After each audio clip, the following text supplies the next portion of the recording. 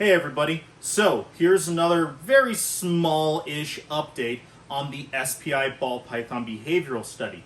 So as I went over previously in the last video about this, not the very last video of course, was about the involvement of it, what we're kind of doing, as well as we went over some of the really cool great donors that donated to this project. So today, as I said, I'll be doing a full cage build of how we are doing this for the study. Now, there is an exact reason why we are putting everything exactly in the positions that they are for the study. I can't go into details about the exact reasoning, equations, or anything like that, but it does have to be in there the exact same in every single one of the cages, not only that I have all here, but in all 20 different setups for the study. So, anyone watching this who wants an actual kind of step-by-step building guide, if you haven't already watched a lot of Lori's stuff, because she's also gone over a lot of this already, this is more of just kind of a really quick, this is how we're building it up. If you just want to see it kind of visualized a little bit differently,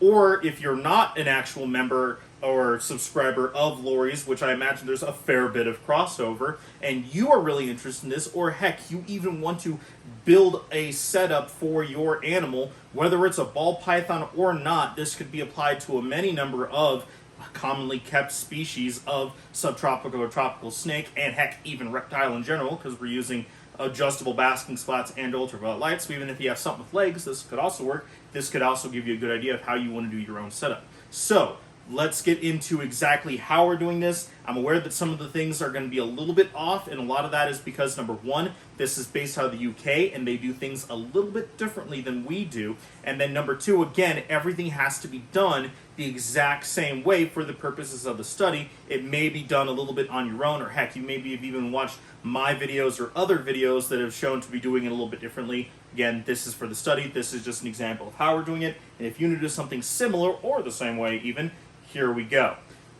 Here are all of the items, both donated from different companies as well as purchased through the Amazon wish list / links, as well as a little bit of items that were acquired through our Patreon fundage for the SPI study. So we're just going to kind of really quick go through everything so everyone participating in this can visually see this if they haven't gotten their kits yet. I believe Lori has sent them out, or will be sending them out shortly when this video comes out. So here we go. The Reptisoil 24 quarts. Personally, I think we need a little bit more, but that is what we are going with, so that's what we have. So anybody at home, again, maybe a little bit more soil. This is an under tank heat mat. With these big heat mats, it's always good to attach them to some sort of temperature regulation device, be it a rheostat or thermostat. Here we have two Sterilite tubs that already I have drilled out holes into. One has one at the top, the other one has one there, and obviously they can be adjusted for size if you have a larger snake, or smaller for smaller snakes. Sterilite tubs come in many affordable sizes and shapes. Here is just a little piece of slate that was purchased. These guys have these cute little guys here. I think this was supposed to be something like a little charcuterie board, but this will act as the basking spot, the little nice warm spot that will hold onto that heat. These are mounting brackets for the actual PVC pole. So for anyone who ever wants to mount these guys at different sizes, these are essentially what you would get to use to mount like a clothes rod for a closet or something like that. They're easily screwed in, but can be attached via silicone, or even like a magnet type thing if you have a glass enclosure. Twist ties, those will come into later. Those are being used to adhere things. These are more of a Lori's idea that actually works out very, very well, and we'll get into those as we cruise along in the video. So the little Reptison T5 hood for ultraviolet light. This one here, the little net, and we all know that there are quite a few mocking opinions about these guys used for bearded dragons, which is what they're advertised for.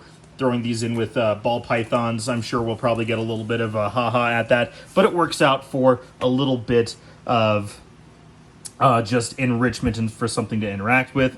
This Temp rheostat, this is a more analog, kind of a primitive thing versus the digital thermostats that exist. This is a Zoom Ed product. Essentially, it acts as a kind of analog dial for low, medium, and high. Currently, the way I have the other one set up, the heat mat is attached to the rheostat, and it seems to be doing okay for holding temp. And then the basking bulb, the overhead basking bulb, which is the only thing that is not present in this list, because we are still waiting to hear back from, I think it's Exoterra to be donating those, or we'll be just purchasing them via Amazon or some other process with our patron funds.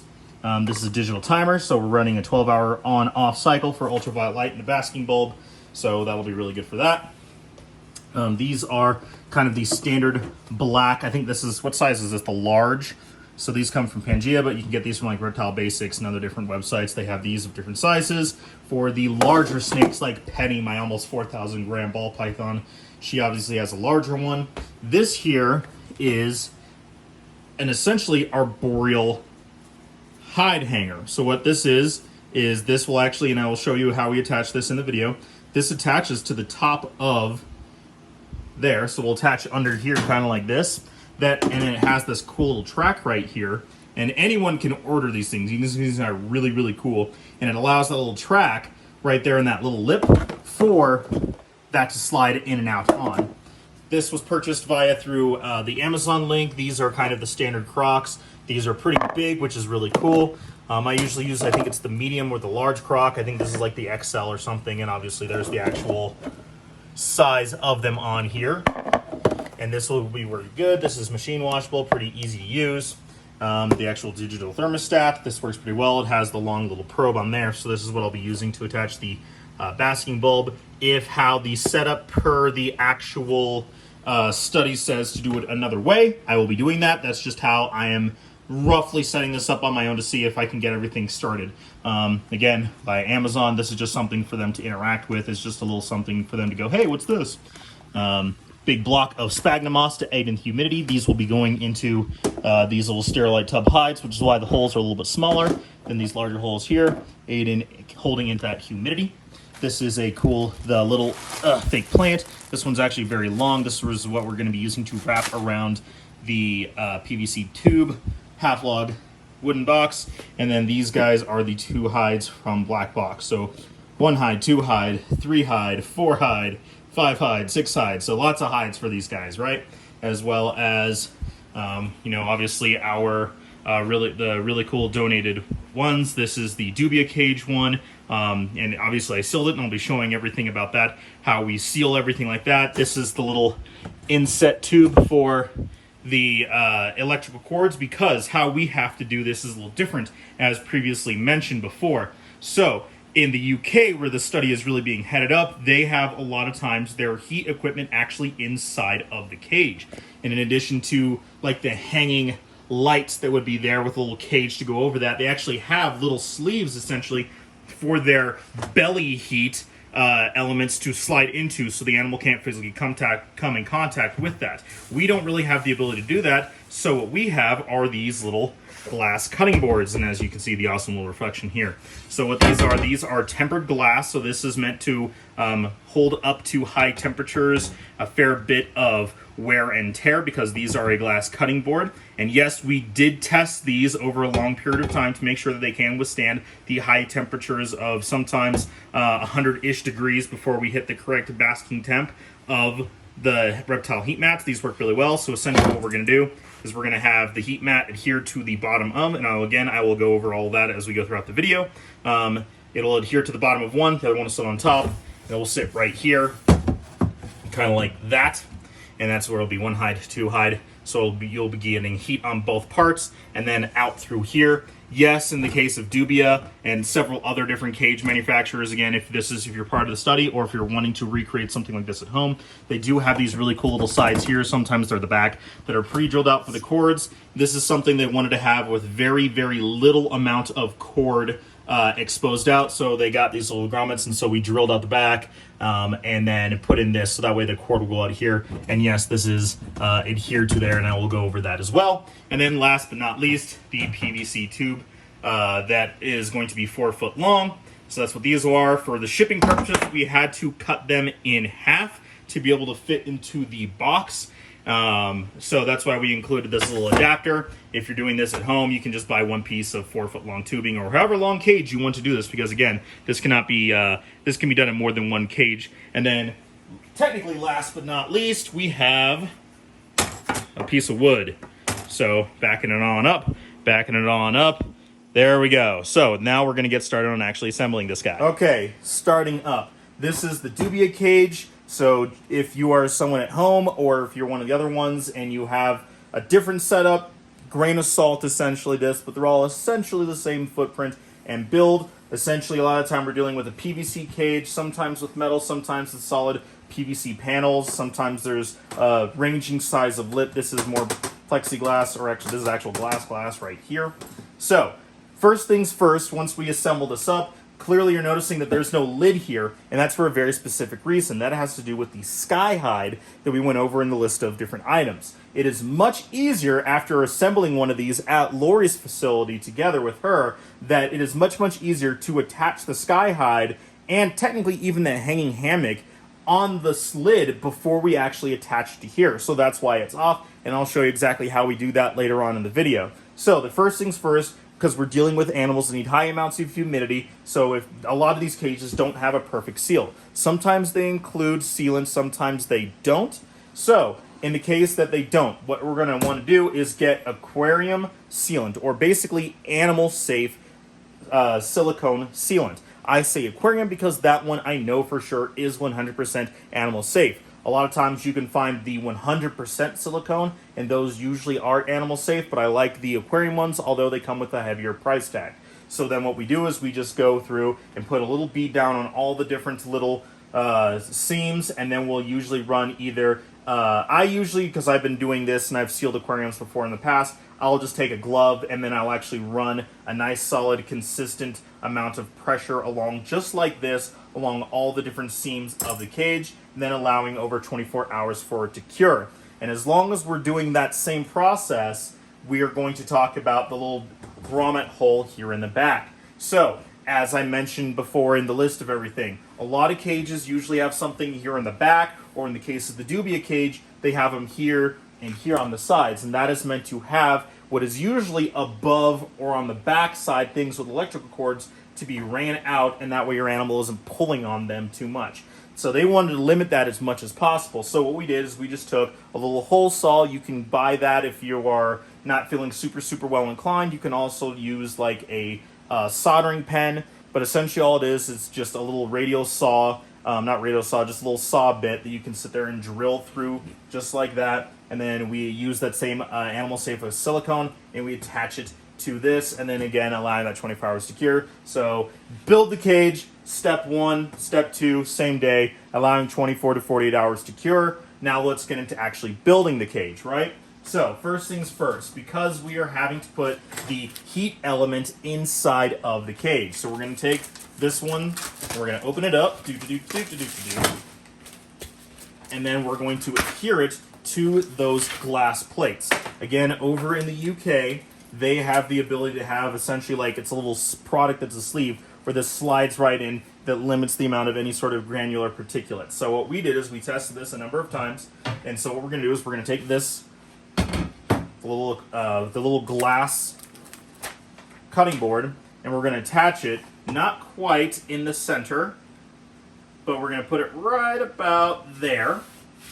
So this is going to be the top part. So there we go, lift it up so you can see.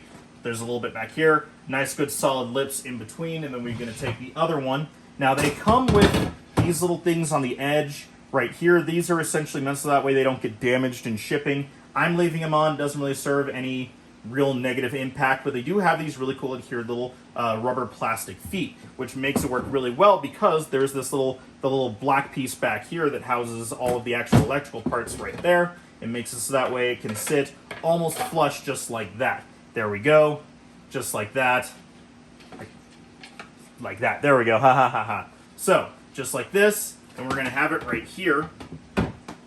Just like, come on, like so. Because,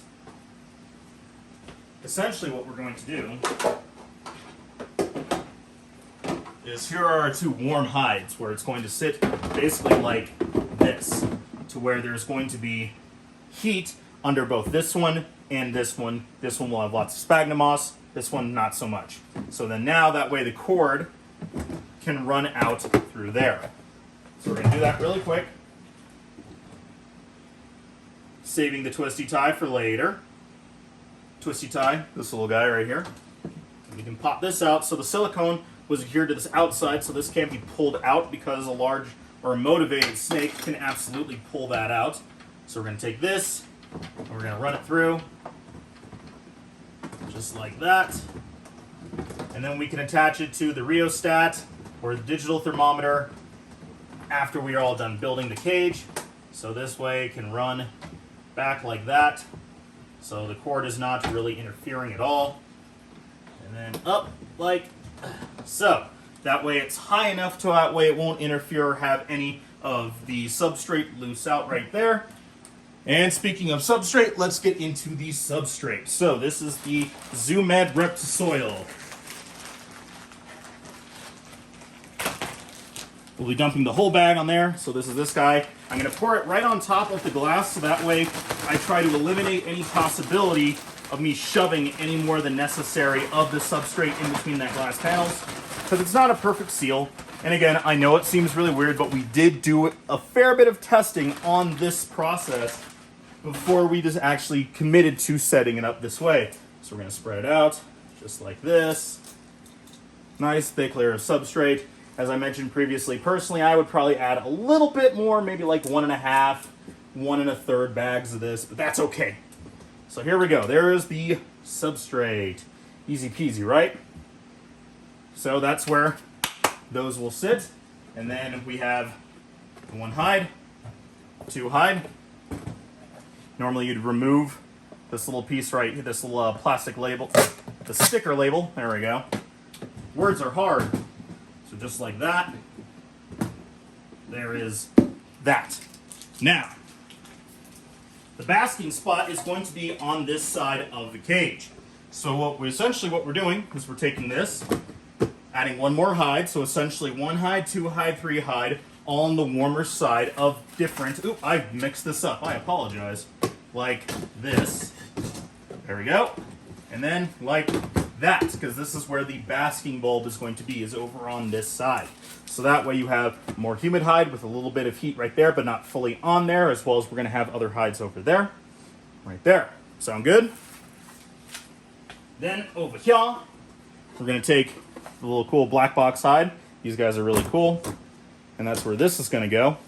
Now, as I mentioned previously about hanging, and then actually the bowl is going to go on top just like that, raised up. So this will be a cool hide, makes it really easy. And then another cool hide obviously is going to be the sky hide, which will be over here on this side, that again we will go into in just a little bit. Now, the actual part about hanging the bar. So remember when we went over those cool little grommets? So essentially what we can do, just set that there for the time being, essentially these were purchased off of Amazon. I'm going to put a whole list of all the stuff you can look at if you just wanted a more comprehensive actual like text wording list. I may or may not go through and actually put the links to everything because that just takes a lot of time. And as you know, I have a lot of stuff going on at the moment. But these were purchased via Amazon. Essentially what we do is, again, these have to be put in the exact same spot for every single cage for the study. It doesn't have to be that for you, but the ones at home, you can message Lori about exactly for the placement of that if you haven't already. But these guys, essentially all you do is you can go and measure exactly where you want to be. So measure from top to bottom, front to back, exactly where you want to place it, put a little dot at the center of where you want it or a little bit above, and then you can just take that and drill it right in. These guys are really cool. This pulls off from the top, so you put in your little piece of tubing just like this, like so, and then you can do that, and then, come on, and then enclose it just like, maybe, just like that. Like there we go. And then you can actually even, because I have a screw hole there and there, you can even physically screw those in to make sure it won't be doing that. And then you just do the same thing on the other side of the cage. And again, you can do this at any varying height, front to back if you have a different type of enclosure, top to bottom if you want to do something like that. And it just entirely varies about like that. So we're going to throw that down there because I've already mounted them in this cage. So essentially what we're going to do is, because again we had to take these and have these separated for packing, so we just went and cut them all myself while we were over at Laurie's place assembling them. So we're going to pull that off like so and like so. Ta-da! Nice and easy, right? So then we're going to take a little half log. I'm going to pull off the little paper part. It's a little half log right there. Hey, there's another hide, right? And actually, this works really well. So this part, hopefully I don't screw this up on camera. So here we go. This is the little artificial vine here. This is going to add a little bit of texture for something for them to kind of hold on to or grab if they ever want to go up and along this bar. And I know it seems like this is really far forward and kind of low down, but the reason for that is because of the other stuff we're putting in here. That sky hide and that hammock is going to take up quite a bit of this space over here in the back. That's why this is so far forward. And again, you'll see that once we get to that portion of the video. So this works really, really well. So we're going to take this off, because I kind of forgot about this little step right here. We're going to take this off, and actually we're going to take this side off too. And then we're going to go over here. We're actually going to kind of do this. Do that so it kind of holds on to it a little bit. And then we're going to wrap it nice and tight around this. Maybe, possibly. It works better if you actually hold on to the end of it so you can get a little bit tighter of a wrap on it, but that's okay. You can go back over that. Now, you don't have to do this at home. You don't have to wrap the PVC tube in this. Let's go up the PVC tube. It's very easy to clean. So the snake goes to the bathroom on it, then hey, that's easier to clean. These vines can be a little bit more difficult to clean. That way, basically, you have to hand wash them or just kind of throw away the individual leaves and stuff that are defecated on, because I'm just going to use all the different poop terms. And then we're going to come back over here. So we're going to go like that. Like so. So I kind of shove that leaf down in there, so it kind of acts as an anchor and a hold on there. And we're going to come over to the other side, and we're going to do the same thing over here. Normally there's other ways of adhering it to this. You can get kind of creative about exactly how you want to do that.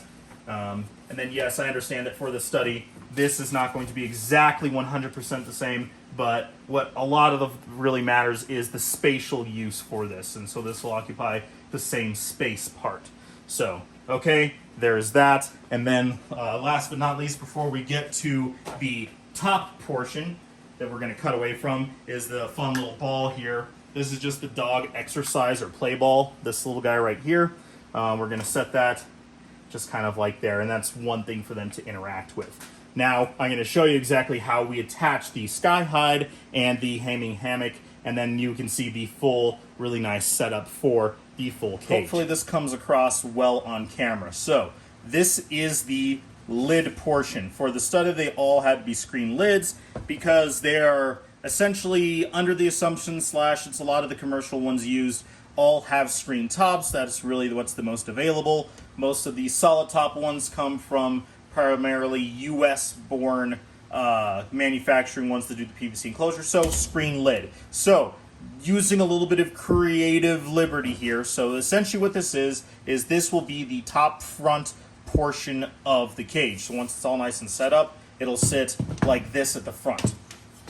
Now we're going to mount the sky hides, or at least that's what I'm going to try to get across. So, sky hide.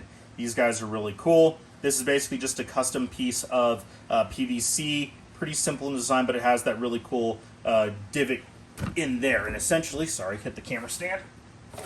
And that is essentially what is made to do this, where it just sits like that. And so this will be the top of the lid, and it's easy able to slide out, and the animal is able to enter in this way. And so what we're going to do, you always have to remember when we mount this thing, that the little dremeled in piece is on the upper side. So we're going to do this and mount this way.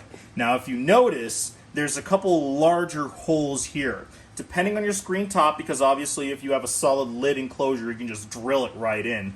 The holes may not be easily wide enough for you to be able to actually mount this thing into that. And so what we did was I actually went through and essentially I went like this and I measured, okay, right there. So I took something like this pair of pliers here and then used that to put in there. Sorry, the camera kind of cut out there for a second. And then essentially all I'm going to do is I'm going to now take these twisty ties, the twist ties that we talked about, and feed them through these holes, maybe possibly the pre-drilled holes, just like that, on all four. Maybe possibly like that, again on all four. The reason why the twist ties work really well is because they are almost always either solid metal or very strong flexible plastic in the center, making it so that way it essentially acts like any other metal adherent thing, kind of like a metal screw, only they're flexible and thin. And then a lot of the times, they used to be all kind of like paper. A lot of them now are actually made out of plastic, and that's exactly what these are. So that way they're not going to degrade with humidity as over time. Essentially, when you go to just kind of do basic cleaning, you can buy like a big 1,000 pack of these guys, and then you can adhere it like that. So then we just take this, and essentially what we're going to do is we're just going to feed it through all of the holes that we made, like so, like that, like that. We're going to twist them up, not too tight, because it needs to be able to slide in and out, the actual black hide, but not loose enough to where the animal could pull it down. And then we're going to do the bottom ones. Not sure if you can see that, but I'm essentially just repeating the process on the bottom.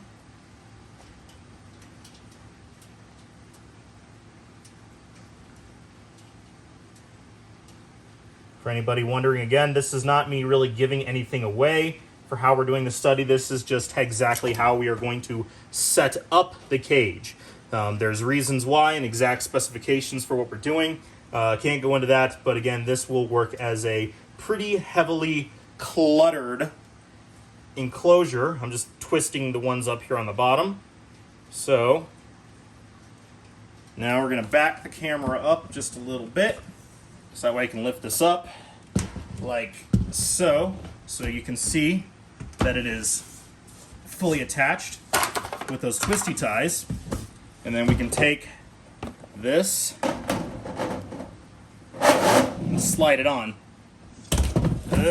Maybe. Just like that. And here's just like that. And essentially what we'll do with the hammock is the exact same thing. So over here, you can kind of see I drilled 2 more little holes. Essentially what we'll do is do the same thing. We'll take a little twisty tie, just like that. We'll run it on the inside and outside. And I used other twisty ties to kind of adhere it together, because when we had it all stretched across, it didn't really fit too well. And then we'll just do this, like maybe possibly. All right, doesn't want to fit in there very well, so we're just going to do it like that, maybe like that, like that. Twist them up nice and tight, lots of twists to it to adhere it properly, so that way the animal can't pull it down. And then we're going to do the same thing with this one through the pre. Now again, you can either drill this, you can adhere it if you have suction cups, although suction cups, a bigger animal will pull it down, or eventually it'll just kind of come unstuck on its own. Come on, there we go. So that's why these twisty ties were just a really ingenious way. Full credit to Lori Tarini for that one. So here we go. Final attach, maybe possibly. There we go. All right, it's on there. There we go. Now let's get this lid back on here. Got the lid back on here, and as a dubia cage, yes, that means that I did have to hammer this guy back down on, which is much more difficult than when it is entirely empty, but still not that big of a deal, especially the really cool little hammer they included. Thank you, dubia.com. So here we go. It's all nice and attached. So here's the sky hide. They can slide on and off, nice and easy, just like that. And then here's the little hammock. That's just something for them to interact with. Now now we have 1 hide, 2 hide, 3 hide, 4 hide, 5 hide, 6 hide, asterisk if your snake's a little bit bigger. So there's still a little bit of dead space over here. And so this is the one part where everybody for participating, the citizen scientists participating in this, you have to go get your own large piece of wood. There are several ways you can use to essentially sanitize this guy. I believe it is Animals at Home. I'll try to remember to put the link for it here, where they show a really good way of sanitizing these larger pieces that you can't fit inside of an oven that you slow bake, basically. So essentially this will kind of go over here like that. This one's a little bit short, so I'll probably go and grab a little bit of a larger one. It'll kind of fit a little bit better like this. But essentially, this is kind of what we have right here. Let's see if we can just stay up here for the purposes of this video. Yeah, I'll probably go and grab another larger one that's just a little bit longer. But essentially, here we go. Here is the setup. Obviously, being in Colorado, like most of the cages are. I know some citizen scientists are not in Colorado. Finding ways to adjust the humidity, obviously. So a big piece of slate, a plexiglass, or PVC. I have a big piece of PVC that I can use to cover essentially this portion of the cage. And then the UVB light and heat will go on top because basking lights. The way I have my setup in this house, or in this building, I should say, because we're not in a house, I don't really need both belly and basking heat. So essentially what I'm going to do is try to figure out the best way to have very minimal amounts of one or the other, because everyone's setup is a little bit different. Some people's houses are warmer, cooler, more humid, more dry, yada, yada, yada. You've heard me explain this before. But basically, here we go. This is the full setup for the SPI study for all of these citizen scientists. And again, if this is something you would like to recreate at home for your royal python, or whatever other species of snake, corn snakes, younger boa, bull snake, king snake, whatever may have you. So hopefully you guys enjoyed today's. It's a little bit longer video, but it's the full step-by-step setup of exactly how to build these out. And then obviously once it's all done, we'll put the doors on here. But you know, glass reflecting and all that. So hopefully you enjoyed today's video. If you want, you can go back and look at the other video, the first part where I talked about this. If you want to look at any other enclosure builds that you've done, you see me progress and get much better about cage building or any of the other reptile content, please hit the subscribe button, hit the bell notification, like, subscribe, all that other YouTube mumbo jumbo. Hope you're having a great day, and we will check you next time.